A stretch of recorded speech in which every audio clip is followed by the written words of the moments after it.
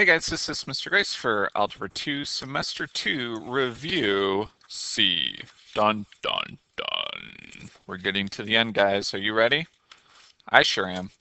Okay, so remember to show all your work and to circle your answers. We're only going to be doing the odds. So it says over what interval of x values, remember we're talking about the x values, is the function f of x increasing and when is it decreasing? So here we go. When it is increasing, that's when it is rising. So we look from left to right.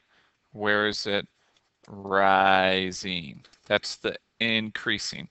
And it starts increasing from negative infinity. And then it stops increasing right here at 4. Like, well, why does it stop? Well, it stops because then all of a sudden it starts falling or decreasing. So it starts decreasing at that same number and then it keeps going till positive infinity. Okay, so what is the average rate of change from number 3 over their interval 4, 6? So not from number 3, but from number 1. Let's take a look. So from 4 to 6. So here's the point 4, and then there's 6. So what's going on between those 2 points? Well, it looks like we're falling. We're going down 1, 2, 3, 4. I went down 4 and to the right 2. So negative 4 over 2, that reduces to, yeah, negative 2. All right, number 5. Determine the solutions of the following system and write their equations. So let's take a look. First, they want the solutions. So the solutions are the points where they intersect. So we've got 1, 2 points right there. And those points are 0, 6, and 3, 3. So here we go, 0, 6, and 3, 3. Now, the equations. Let's go with the absolute value first. So with our absolute value, the first thing that I see is the vertex, and the vertex is 0, 6. Now we need to find the pattern, and it's going down 1 over 1, so that tells me that the pattern is negative 1. So as we write it, we would say that f of x equals negative 1, absolute value. Normally we would take the opposite, but it's 0. So x minus 0, x plus 0, it doesn't matter because we don't need it. And then the outside number stays the same. Okay?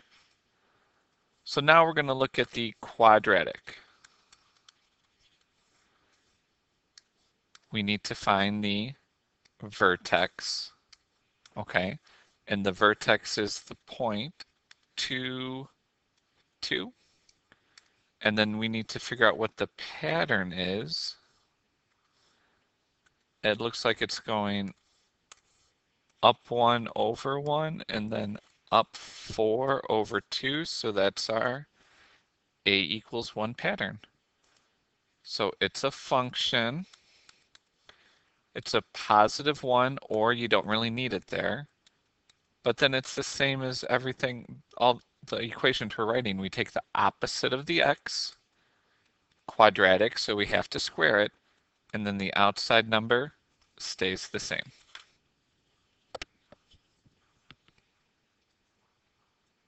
All right, number 7. Graph the systems of inequalities below. All right, our first one. This is going to be my blue line.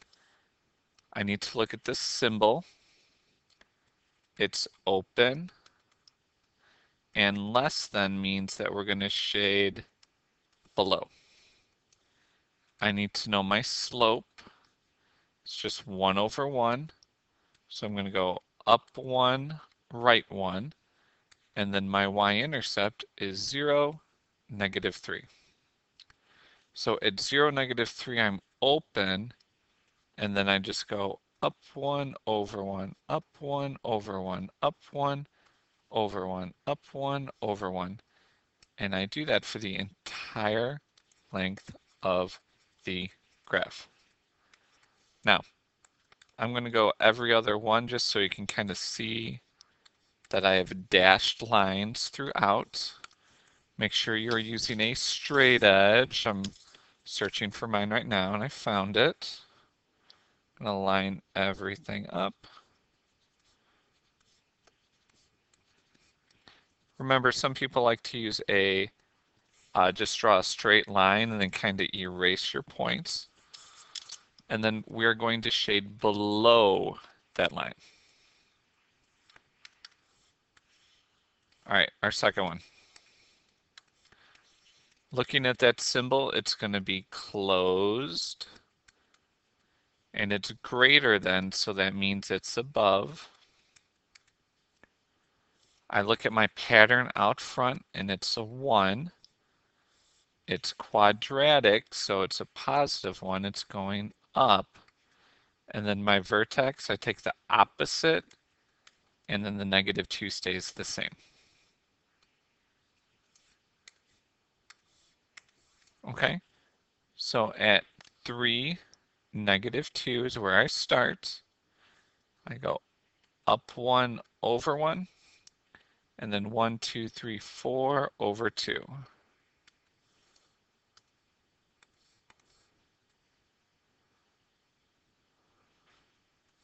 Oh, that was terrible.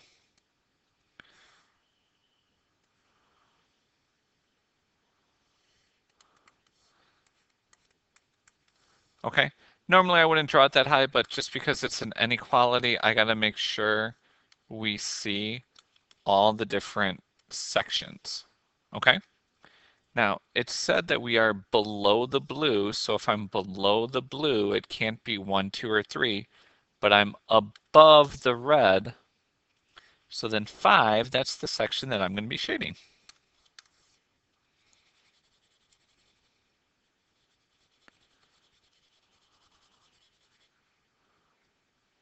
So there we go. Okay, now if it asks for a solution, a sample solution, we want the point that's shaded in there, okay?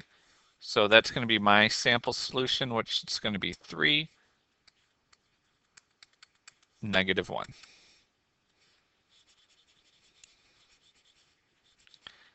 I don't think it asked for one, but they can have one just in case.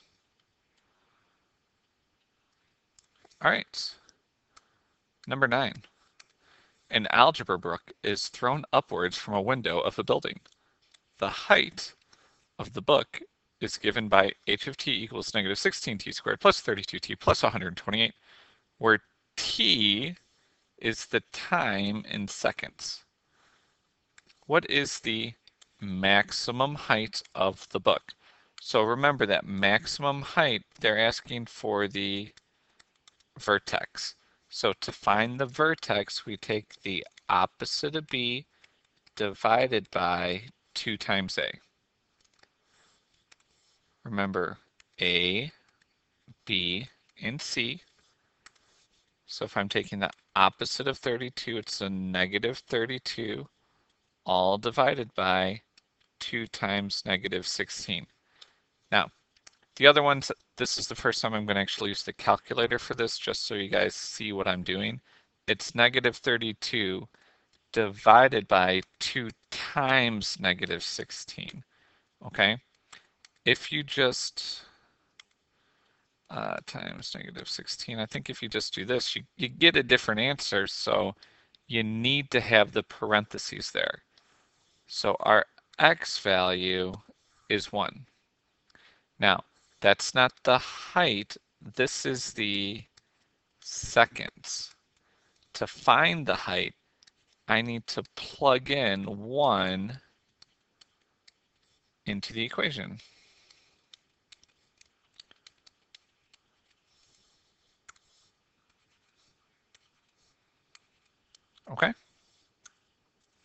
So 1 squared is 1, so it'd be negative 16 plus 32 plus 128. And so we get h of 1 equals 144.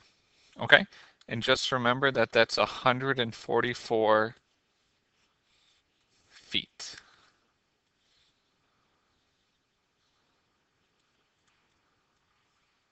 Okay. How long does it take for the book in problem number 9 to hit the ground? Okay, so they told us the height of the book. The height's 0. So we have 0 equals negative 16t squared plus 32t plus 128. We have to factor that. Okay, so I'm going to take out a negative 16 because that's the GCF. So 0 equals negative 16 times t squared minus 2t minus 128 divided by 16 is negative 8. And then we're going to factor. Okay, factor again. Yes, I want to know what numbers multiply to negative 8 and add to negative 2. And it's 2 and negative 4. Come on now. 2 and negative 4. Okay. I like this because, why? Yeah, I've got a 1t right here, which means I can just split this up to t plus 2 and t minus 4. Everything with a variable we set equal to 0 and solve. So we get that t equals negative 2 and t equals 4. And since we're talking about time, we cannot have negative time, so my final answer is a positive 4 seconds. And that's it, guys. Now remember, if you have any questions or you need any extra help, please come see Ms. Carranza or myself. We would love to help you out. Otherwise, this is Mr. Grice signing off for Algebra 2 Semester 2 Review C. Thanks for watching.